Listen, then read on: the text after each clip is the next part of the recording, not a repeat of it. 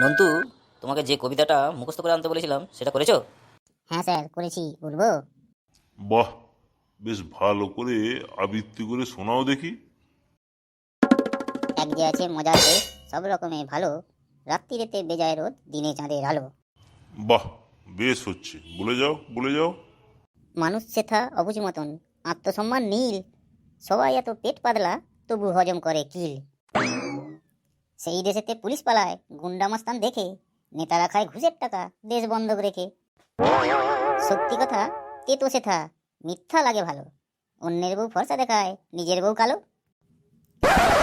ছেলেরা সব পড়া ফেলে রাস্তায় বসে পড়ে, মাথা নাড়া করে লোকে গাধার পিঠে চড়ে।